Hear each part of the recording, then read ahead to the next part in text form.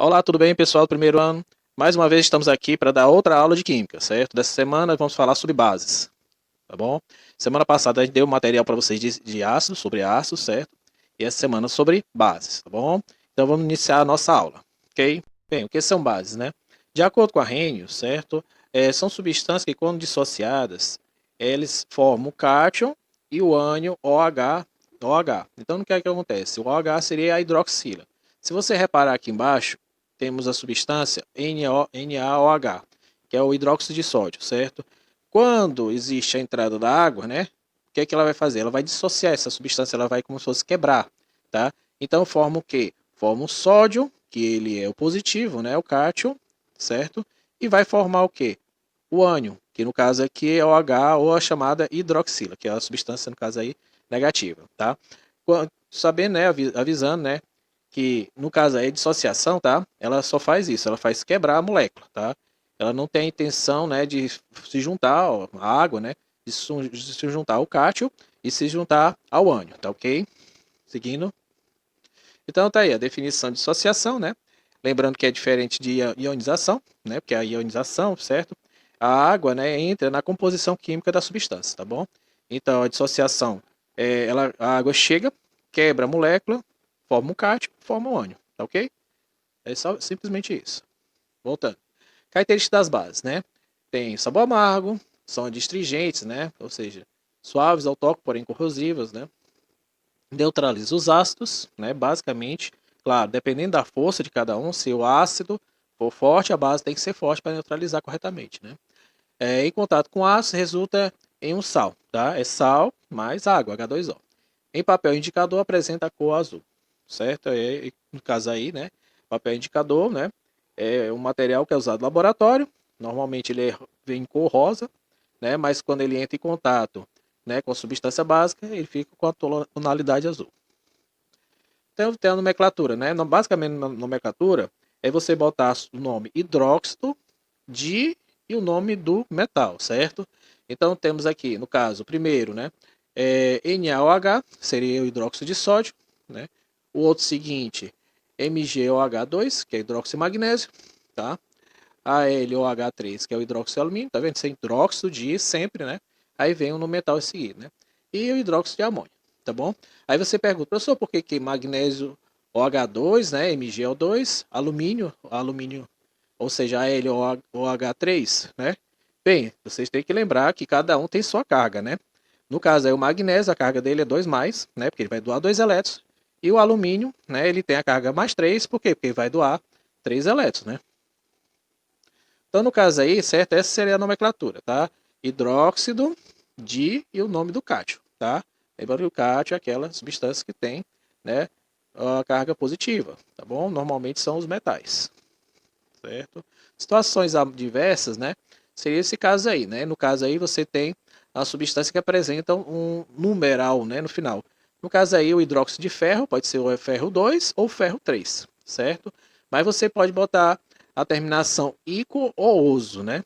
No caso do ferro, né, no ferro 2 é hidróxido ferroso, tá certo? Se for no hidróxido de ferro 3, seria hidróxido férrico, tá ok? Acho que aqui tem. Pronto, né? Hidróxido ferroso e hidróxido férrico, tá? Aqui tem, por exemplo, hidróxido de cobre 1 ou cuproso, né? E daí vem hidróxido de cobre 2 ou cúprico. E aí vai, tá bom? Oso sempre quando o número é menor, tá? Então, cobre 1, oso. Cobre 2, ico, né? Passando adiante. Então, aqui temos as classificações, tá? Eu tô falando assim rápido, tá? Pra gente não perder tempo, tá? Passar adiante para que a aula fique pouco menos cansativa, tá?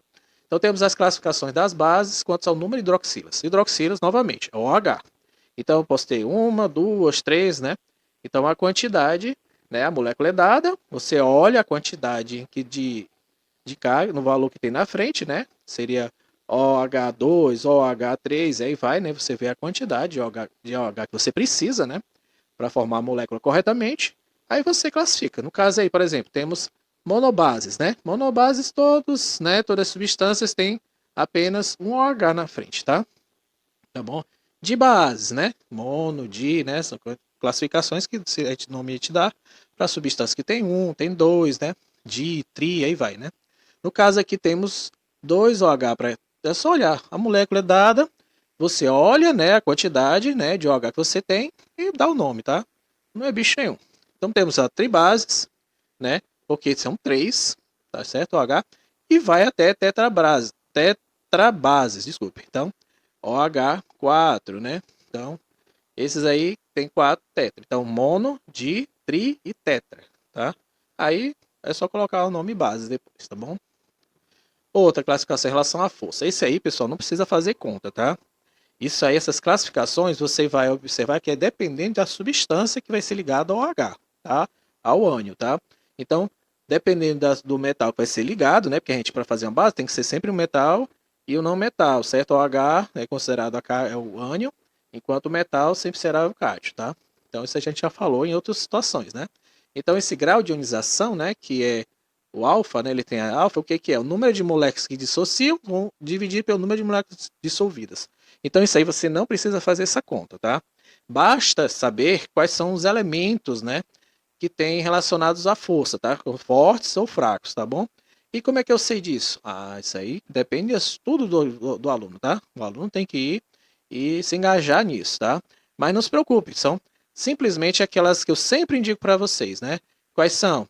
A família 1A e a família 2A, certo? É só estudar elas que vocês terão, né, o básico, né, para você saber qual é a força das bases. Então vamos seguindo, né? Bases fortes, então, são as bases fortes, são metais alcalinos e metais alcalinos terrosos. Pronto. É só decorar então a família 1A e 2A. Sabendo disso, pessoal, você já sabe quais são as bases fortes. Pronto. Né? Não precisa mais nada, tá? Não precisa você, eu dizer assim, você pegar outra, fazer conta, ou você pegar outro bizu, não precisa, né? É só você decorar esses elementos, né? Família 1A, 2A, que eu já falei como é que decora, e tchau, tá? Próximo, né? Temos então aqui na tabela periódica, tá bom? A localização dos elementos da família, né? 1A e 2A, que é os metais alcalinos, é os metais alcalinos terrosos, que está dentro desse balão, tá? Exatamente para que você saiba, né, que são poucos elementos. Tá vendo aí? Conte aí comigo, 3 6, né? Então eu tenho 12 elementos para decorar, tá? O Linac roubou Césio da França, né, que é o lídio, o sódio, potássio, o bídio, Césio, França, né? E bela magnífica casa do senhor barata, né, que é o berílio, magnésio, o cálcio, o estrôncio, o bário, o rádio. Pronto, esse aí vocês decoram, esse problema resolvido, tá? Aí as bases fracas são as demais, né? Então são os metais, né, os demais metais, inclusive, né, o NH4, né, que é a amônia, tá, o derivado de amônia, tá bom? Então esses demais, tá, são considerados bases fracas. Joia? Então, os indicadores, né? O que são indicadores, né? São substâncias que têm propriedade de mudar de cor, certo? Então ele indica por uma mudança de coloração. Então, ao entrar em contato com meio ácido ou meio básico, joia? São indicados para determinar se a solução é ácida ou básica. Joia? Então, o indicador é isso, é uma substância que é usada, né? Quando adicionada a um ácido, quando adicionada a uma base, ela existe a mudança de coloração. Um exemplo básico, né, que todo mundo usa, né, como um indicador, o suco do repolho roxo. Tá joia? O suquinho do repolho roxo reage ao ácido, reage à base, mudando de cor. Temos aí então a régua, né, dos indicadores de ácido base. Então, observe, quando é no meio 7 é neutro, né? Quando sobe de 7 para 14 é base, né? Que é o caso que a gente está falando. E quando vai de 7 para 0, né? É o que? É ácido, tá bom? Então, quanto mais ácido, mais na extremidade está, né? Dessa régua. E quanto mais base, mais, né? Ao extremo desse lado da régua, tá bom? Olha, aqui a gente tem o modelo, né? Do aparelho, né? Deixamos papel, né? Seria um papel, que é indicador, tá certo? Tem esse modelo e tem esse modelo de rolinho, certo? São dois modelos diferentes. Aqui temos uma tabela, né? Onde estão vários indicadores, tá joia? Ah, professor, é para decorar isso aí? Não. É só de modelo, curiosidade e para terminar nossa aula, tá bom?